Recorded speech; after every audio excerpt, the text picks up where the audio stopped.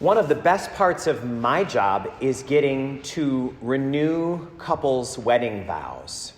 That's something I really enjoy. It's always moving. Some of you might remember that I did it for my parents right here a year and a little bit ago. And it is always something that brings tears, whether it's 25 or 50 or 60 years or however many, because the couple reenacts once again, with the exact words, what they promised to one another long ago.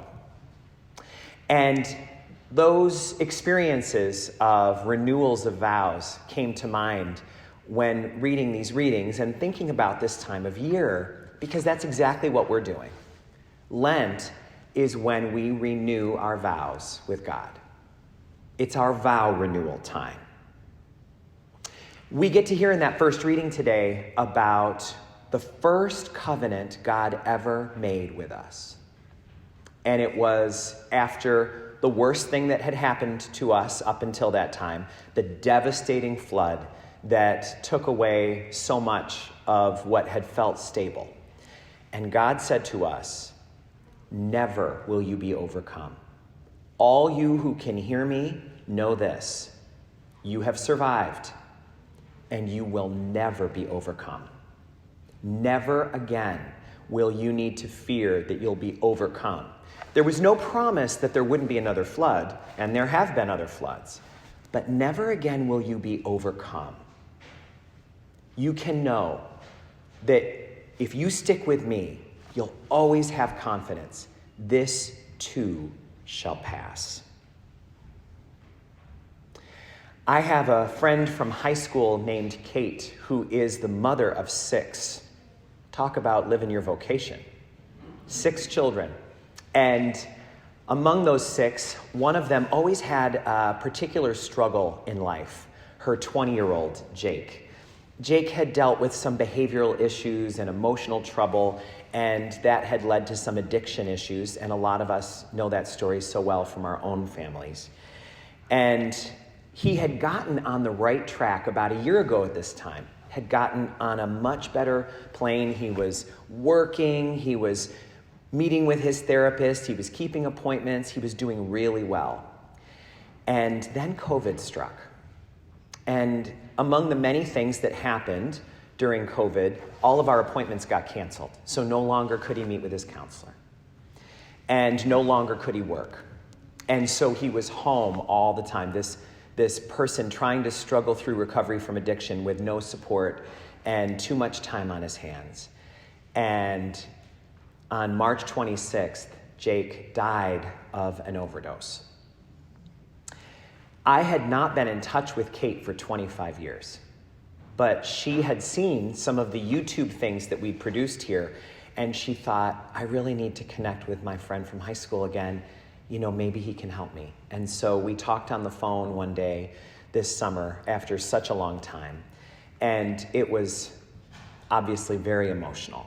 She told me about Jake's story and how much struggle was part of that story and how much sorrow she was feeling.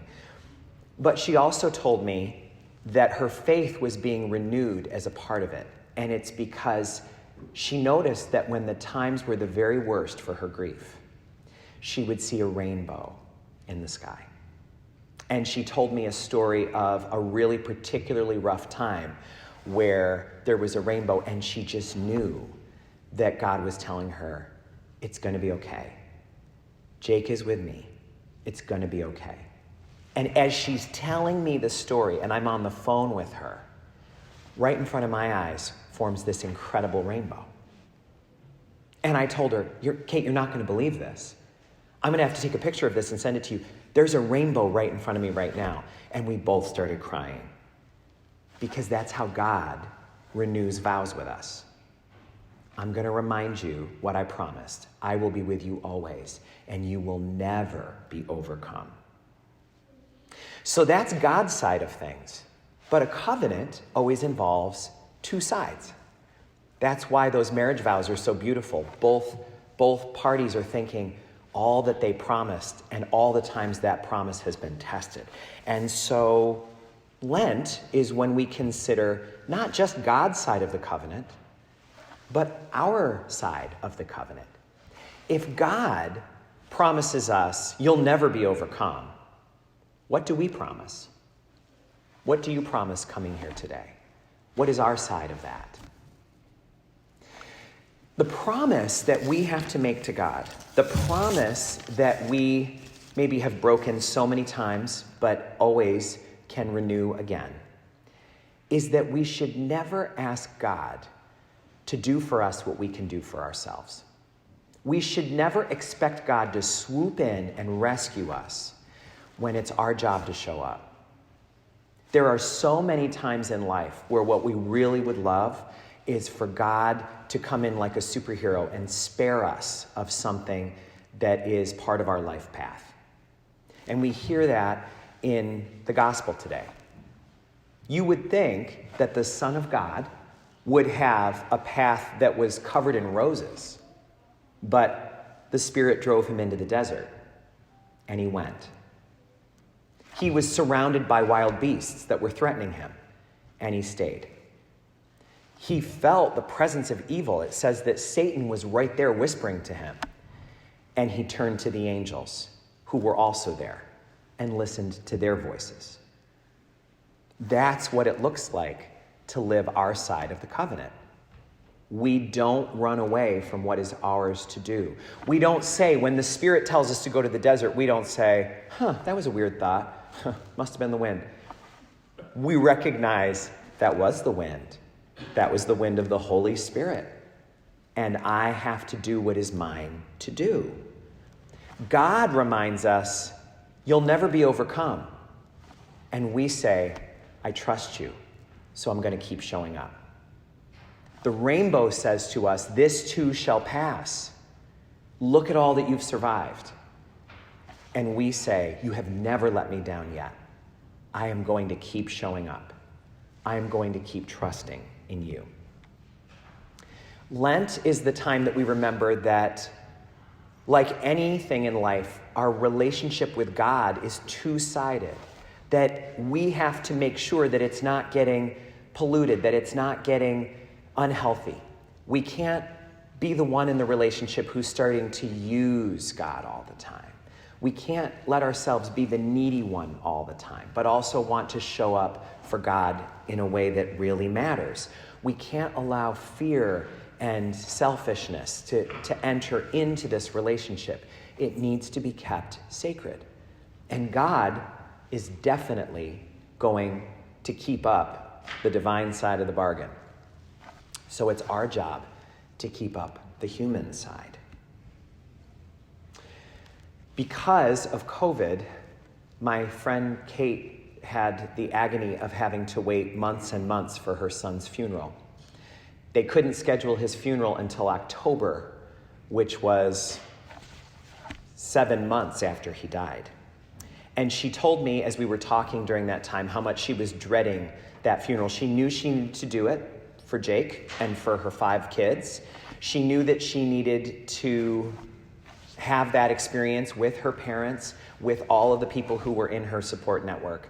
But no one can blame her for dreading the thought of it. She also was choosing to give a eulogy, to offer a tribute to him, and I can't imagine how hard that must have been. On top of that, any parent who's been in her position knows that you are just assaulted by couldas and wouldas and shouldas. And she hadn't been to church in a little while. She was raised with a lot of faith, but it had been a while since she'd been to her parish. And so she felt complicated feelings about that too. But on the day of the funeral, she walked into the church, and she did not realize that during the time that she was away, the church had recently been completely renovated. And when she walked in, from the crucifix behind the altar, through all of the stained glass windows, the church was now covered in rainbows. The entire church. There was nowhere you could sit where you wouldn't see the colors of the rainbow. Nowhere you could stand. As she stood at the ambo offering a eulogy for her son, she saw rainbows in every direction. And this week, she contacted me, and I told her, you're not going to believe this. I'm actually talking about you in the homily. Don't worry, I won't name you, but I just want to be able to tell people the story of your son and of the rainbows. And she said, listen to this. The 1-year anniversary is coming up, and I am having a horrible time. And just yesterday, I was driving to my parents' house, Jake's grandparents, and I was feeling so low and so overwhelmed. And over their house, as I pulled in the driveway, was a rainbow in the shape of a cross. And she sent me the picture. I told her, I can't believe that. Can I tell that to the people too? She goes, yeah, and use my name. Tell them. Tell them I'm a real person. Let them know. She knows that there's other people out there with the same story. We keep showing up, and God keeps showing up. We keep bringing God our struggles, and God keeps reminding us, look at all that you've survived. You will never be overcome. Let us renew that covenant on this Lenten day, and let us trust always in those promises of God.